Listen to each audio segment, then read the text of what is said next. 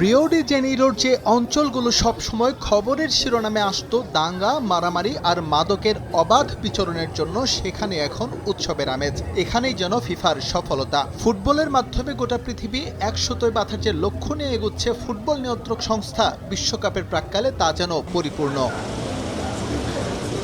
ব্রাজিলের রাজধানীর সবচেয়ে বড় ফাভেলা রাচিনিয়া নিয়ে সবসময় বিরাজ করে এক ধরনের চাপা আতঙ্ক। তবে হুট করে এখন কেউ সেখানে ভ্রমণ করলে ভিমড়ি খাবেন, কারণ অস্ত্র, গোলাবারুদ আর মাদকের বদলে সেখানে এখন বাহারি রঙের চিত্রকর্ম। দরজায় কড়া নাড়ছে বিশ্বকাপ, সেই উন্মাদনা ব্রাজিলবাসীর মাঝে ছড়িয়ে দিতে একটু আগে ভাগে উৎসবে মেতেছেন এখানকার স্থানীয়রা।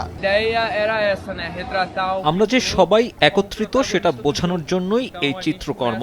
ফাভেলাগুলোতে যে শুধু সহিংসতা হয় না, আমরা এই বার্তা দিতে চাই, এটা আমাদের ভ্রাতৃত্বের প্রতীক, একই সঙ্গে শক্তি আর সামর্থ্যেরও।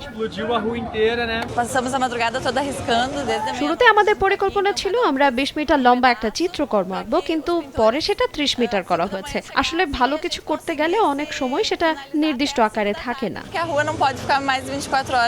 বিশ্বকাপের আগে ব্রাজিলের রোড পেইন্টিং এর ঐতিহ্য বেশ পুরনো। সেলেসাওদের ব্র্যান্ড কালার সবুজ, নীল আর হলুদে ফুটিয়ে তোলা হয় দেশটির ফুটবল লেগেছে। সেই চিত্রকর্মে কিংবদন্তির পাশাপাশি ঠাঁই পায় বর্তমানের তারকারাও। রিওর রাচিনিয়া রাঙিয়ে তুলছেন 3 জন চিত্রশিল্পী, যাদের 2 জনই বেড়ে উঠেছেন এই ফাভেলা থেকেই।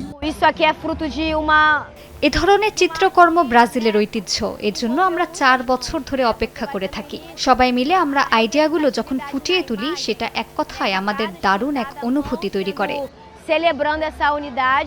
পর্যায়ক্রমে রিও ডি জেনিরোর প্রায় সবগুলো ফাভেলাগুলো রাঙিয়ে তুলবেন এই চিত্রশিল্পীরা। বিশ্বকাপের আগে সেখানে আর কোনো অপ্রীতিকর ঘটনা চান না ফুটবল প্রেমীরা, যদিও আসন্ন বিশ্বকাপ নিয়ে এবার কোনো প্রত্যাশা নেই ব্রাজিলিয়ানদের। এস এম ইকবাল, সময় সংবাদ।